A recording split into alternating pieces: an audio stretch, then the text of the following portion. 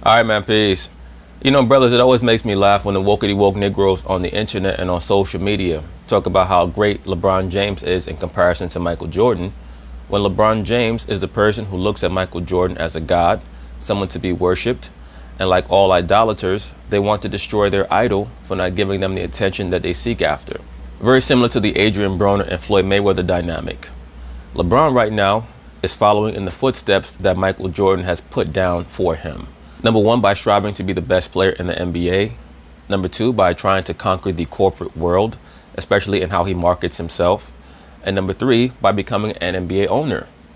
And I do believe that LeBron James will eventually become the owner of the Cleveland Cavaliers. I've stated that in many videos for a very long time. It's obvious that that is the path that he's been put on, not only by his handlers, but also by the NBA. And I guess you could say to a degree the NBA, they make up a portion of the forces that handle him or sponsor him, because it's in the best interest of the league to work in partnership with their most prominent assets. And LeBron James is the most prominent asset in the NBA right now.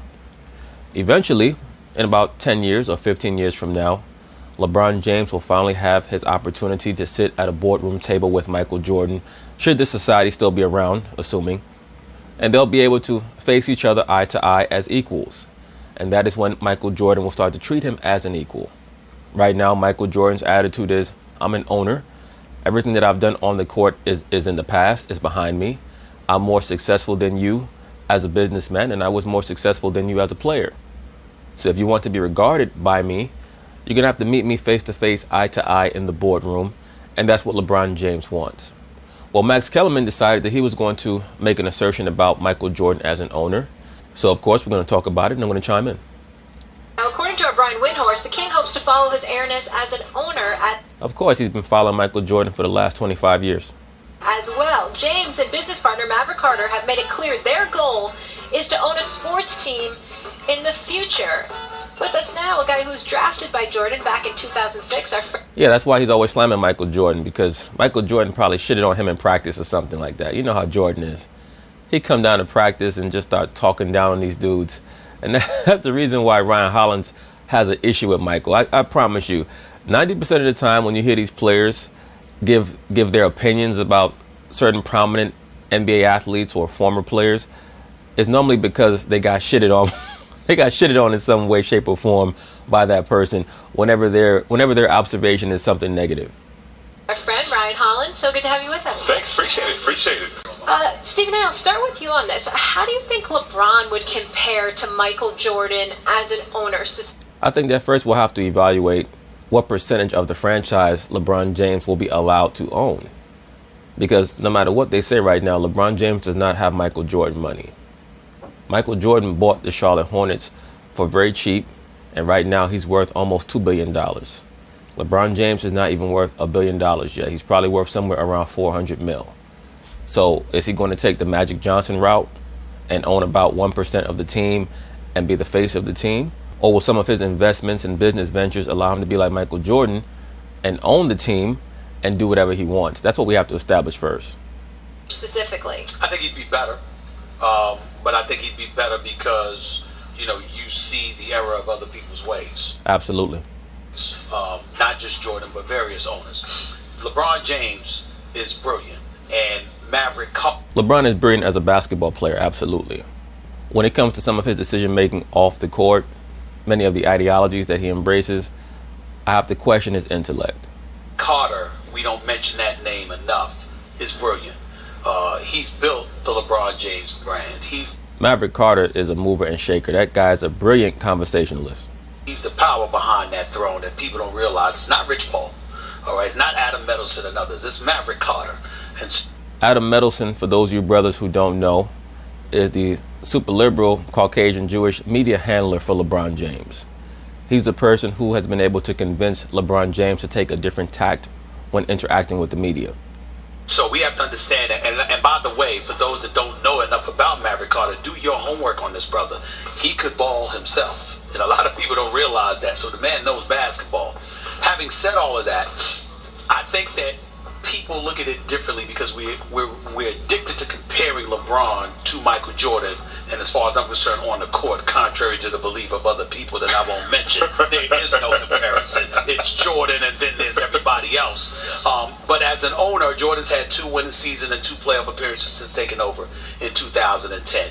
And he's had to go through some growing pains himself. I think there are things that he's gotten blamed for that he doesn't deserve, but nevertheless, your record is your record. Let me say this very quickly about Michael Jordan as an owner. I believe that it took him a couple of years to realize that he was far too hands-on, and that his view of what would make a team cohesive and potent on the basketball court was not going to fly in today's NBA. Because in order for Michael Jordan's vision to work, he has to have a Michael Jordan on the team. And that's what many great players have a very difficult time understanding. That's why Magic Johnson, when he took over the Lakers, the first thing that he wanted to do was bring in LeBron James. Because LeBron reminds Magic of himself. Not even so much in style of play, but in personality type. LeBron and Magic are very much alike personality-wise.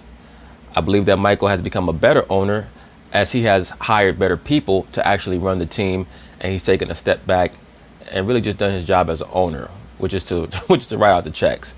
That's pretty much the job of a real owner. Just write the checks. Stop trying to make all these personnel decisions and so on and so forth. And I think that in the case of a LeBron James, particularly in this day and age, the advent of social media, the ability to recruit and things of that nature. Yo, Michael still be looking like a dog, man. When that man get mad, the referees be out there shitting in their pants. That nature, I think that LeBron James, first of all, I think that him in collaboration with Maverick and others, I just think that they would know what mindfalls to avoid along the way, and as a result, they would end up doing a better job. Of course LeBron James would be a better owner than Michael Jordan. It's hard to be a worse owner than Michael Jordan. Look. Wow. Now that's a bit harsh. When I think of the worst owners since I've been watching basketball, I think of owners like Donald Sterling, I think of James Dolan. Michael Jordan's not that bad. He's only owned the team since 2010. They've made a couple of playoff appearances. He is a small market owner. So the real issue with the Charlotte Hornets is that they're not bad enough to draft a top-notch player, and they're also not in a big enough market, and they're not seductive enough to reel in a top-notch free agent. Michael Jordan, for a while, was making it look like they gotta care if you boo.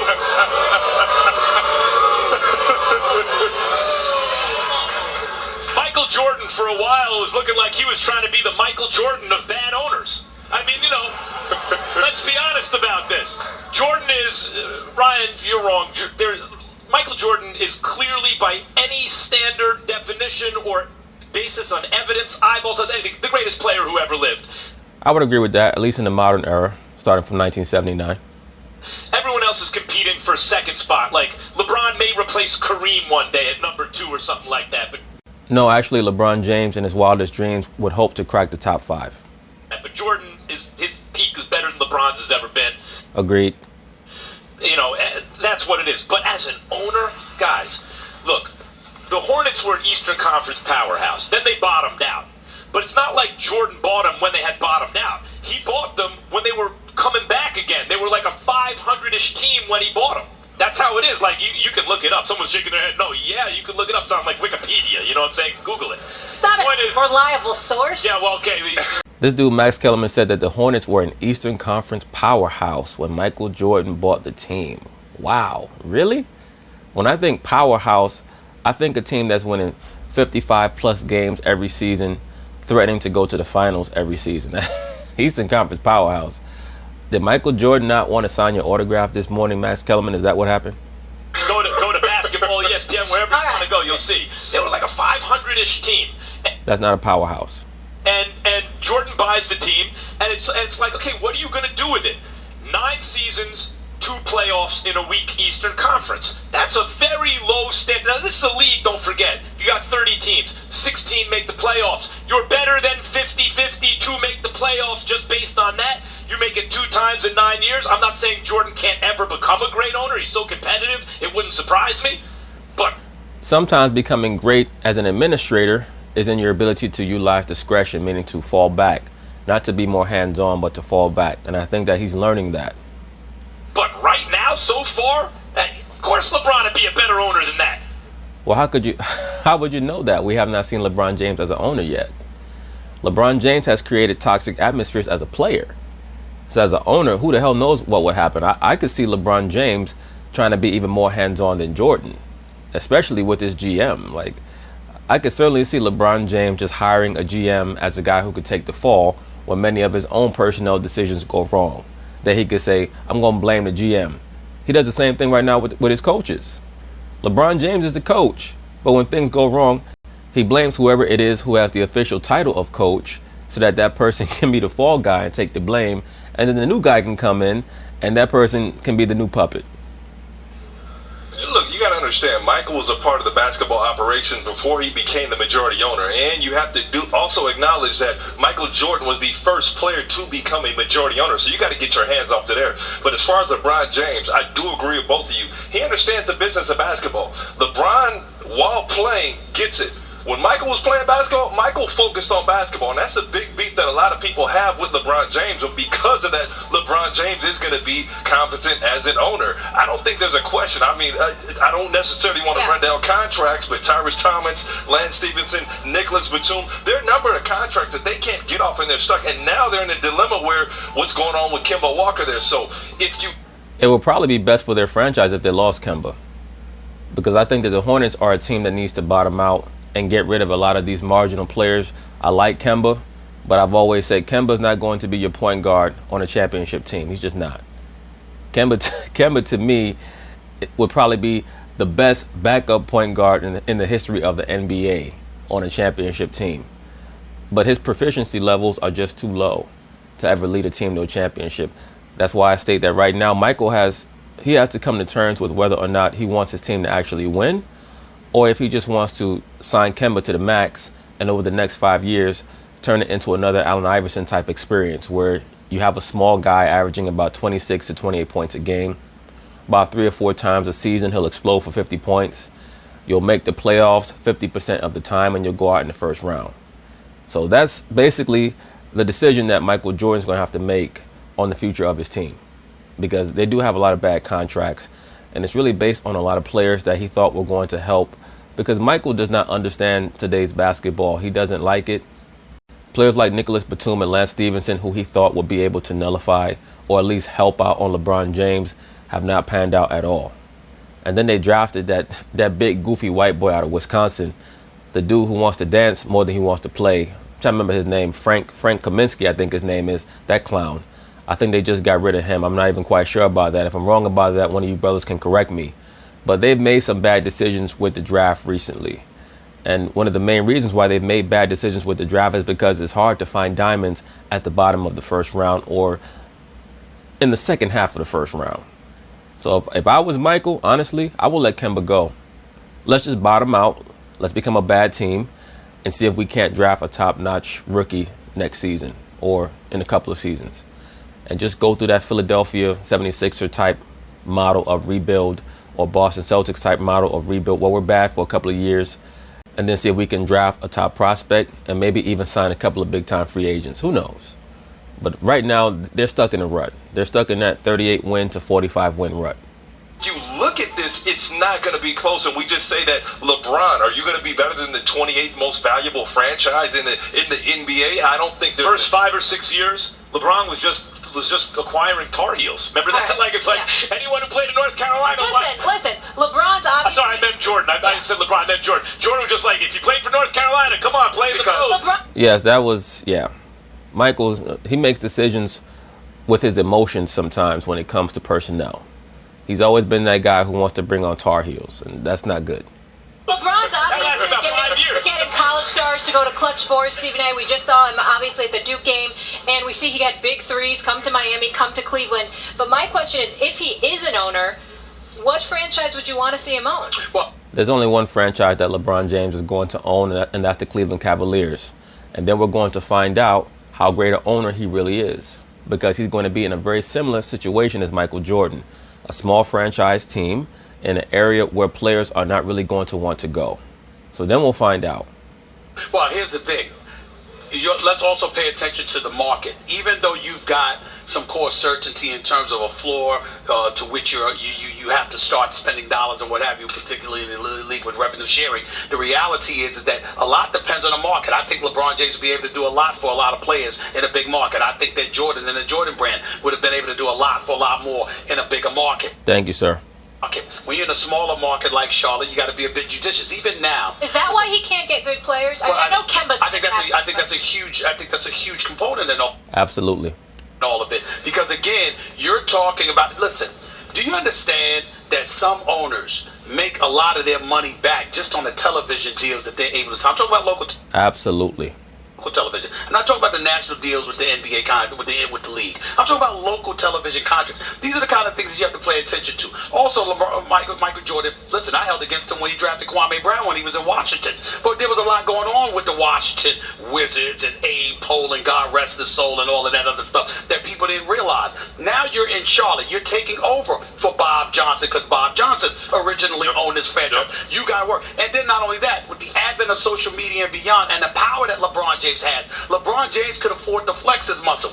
Michael Jordan had to be a bit more diplomatic in certain respects. I'm not talking about. I'm saying all of those things influenced who you're going to pick as a coach, who you're going to get players, etc. I'm not talking about Jordan, the businessman. He's underrated that way. Like, does anyone realize that Jordan sneakers outsell LeBron's 10-1? He hasn't played in 20 years. No shit. That's why LeBron James has to try to market himself by being woke.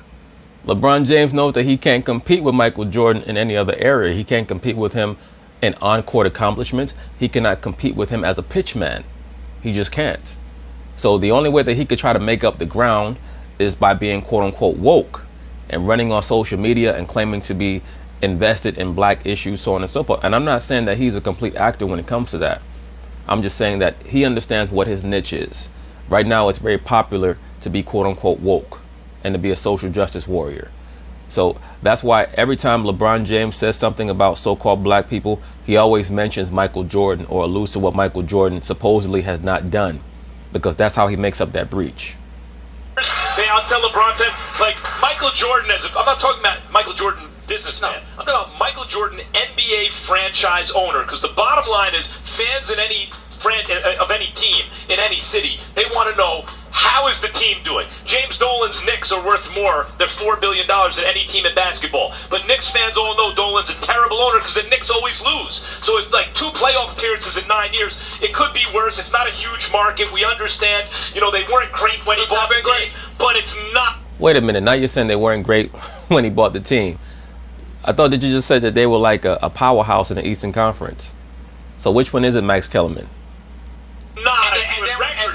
And then when you have Larry Brown and you've got Paul Silas and Steve Clifford is here for 5 years or whatever. So in other words, you're trying to find, these are the kind of things that are going to be held against Michael Jordan. But as a result, you got to also remember something. The people who are pioneers usually take the most hits because Absolutely. The first one through the door takes the most bullets. Because LeBron is going to learn from the things that he saw. Jordan had to learn on the fly. But the one thing Jordan is going to have to do is understand what market he's in. You're not in LA. You're not in New York. You're not. No shit. You think he does not know that already, you idiot? You're not going to go out and acquire the best. He gets that now. You're going to have to draft well, and you can't just go sign in the best thing on the market because now you get stuck for cap space. And if you don't go out and make the right trades, the right moves, you look at San Antonio. San Antonio, there's nothing special about San Antonio, but they draft well, they develop their players, and they. Well, here's what happened. Handles and shoot a three. See what you did to Jordan? Well, let me tell you this. Why don't you get some handles and shoot a three? We give San Antonio a lot of credit, and they deserve it. But let's keep in mind what happened. They stunk up the joint and tanked the season. Thank you, sir. That's my point. That is why I stated that Michael Jordan may have to decide to let Kemba go. Do you want to be average for the next 5 years and have your best player be somebody who's 5'11"? He's going to average about 26 points a game. He's going to shoot about 41% from the field.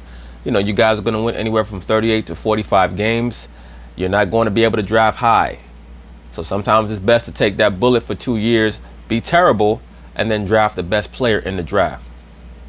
It enabled them to draft Tim Duncan.